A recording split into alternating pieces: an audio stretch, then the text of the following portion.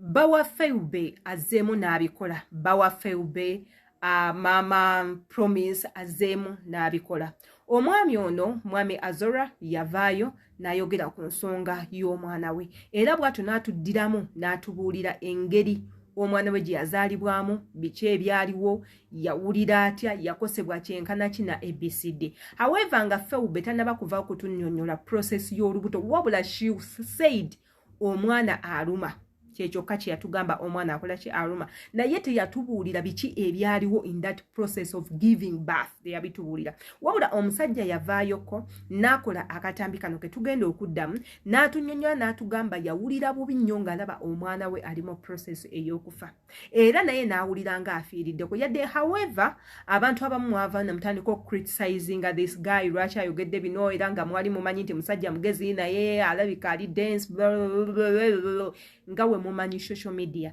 and some of you ekisinga okunuma your parents your mothers your fathers mwavaavayo ne mutandika okubanga mujajinga this guy ne mutandika okumuvuma buli omu alina engeri gy'alumibwamu ku bintu ebimu oba ebirala buli omu ali mu emotion ku nsonga emu oba endala either nga emotions ezijja ng'alabye omuntu abonaabona oba emotions ezijja ng'ekintu kiri ku ye kennyini so siraba na nsonga really yabavumya gayo ono tusooke tugendeko mu katambike nga tetunayogera kintu kyonna ate era tukomewo mukyala wange kasooke ababuulire we yawulira ndyoke ntandikira awo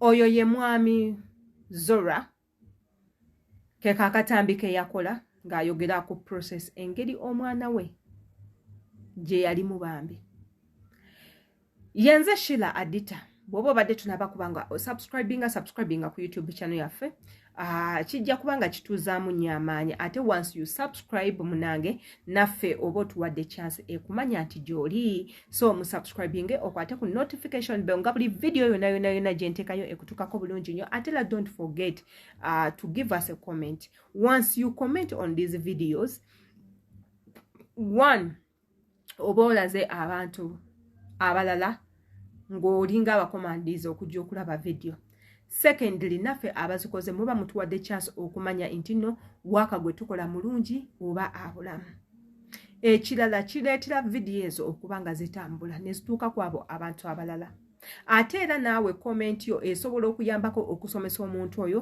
waba olumu abazze ku video nga tagibikudde giraba that's why mbagamba mu commenting ekijja kubanga kikola ki kituyambako tuzzeeyo ku nsonga za mwami Zora mwena abafuma omwami wa Feube omwami wa Feube nti no bino biri bambi mu kikomye let this guy be muleko omusajja enjoyinga amakage ngenda batwako mu butambi obumu obwayogera ku nsonga nga zineeno mu buwulirize mu buwamatu really nammwe musalewo mugambe bana abantu bye bali ba commenting byali byetaagisa was it really necessary for a person to give such a comment was it really necessary for a person to record a video ngali mu criticizing this guy over saying nti ye yawuliranga afudde ngali mu kukaaba ku nsonga z'omwana we na biki ebyatuuka was it really necessary you be telling me in this video through a comment box it's ever open your comment there otubulire endowooza yo katugendeko mu butambi bw'abantu biki bye baali balowooza ku katambi kano ate era tukomewo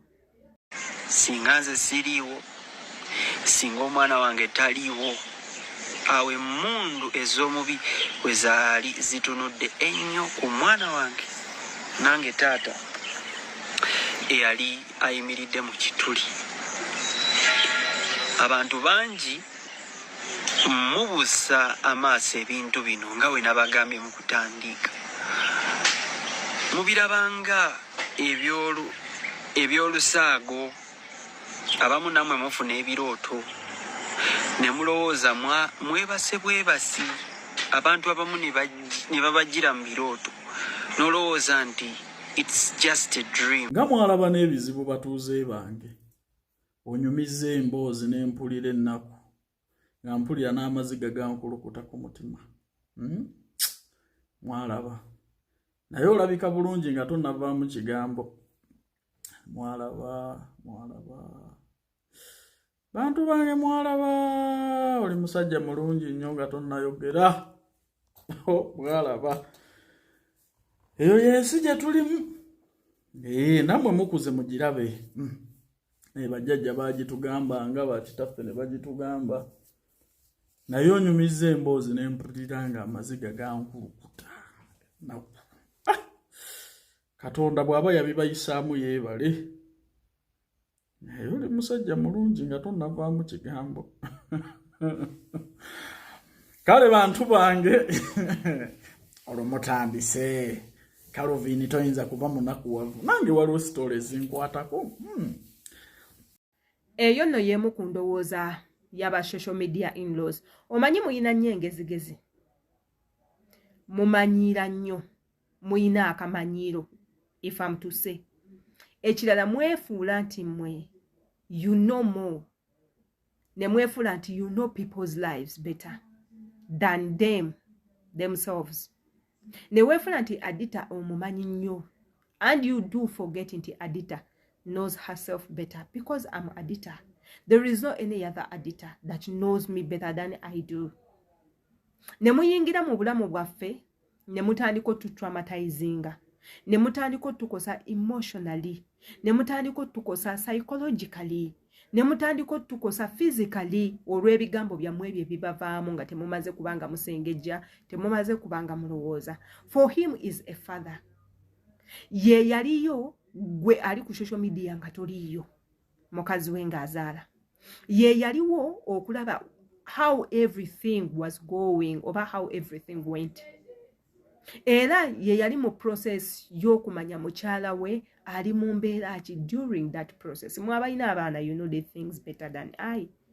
Kubanze, I don't have a kid. Sinayitako mu process ya kubanga giving a birth. So, I don't know. Nayenga, it doesn't mean that simanyi ngeri bantu gye bazaala mu ABCD. I see. Abantu babeera mu labor ward ne bafiirayo. N'agenda okuzaala. Nafa n'omwana n'afiirayo, oba n'agenda okuzaala ye n'akomawo omwana n'afa, oba n'agenda okuzaala ye n'afa omwana n'akomawo.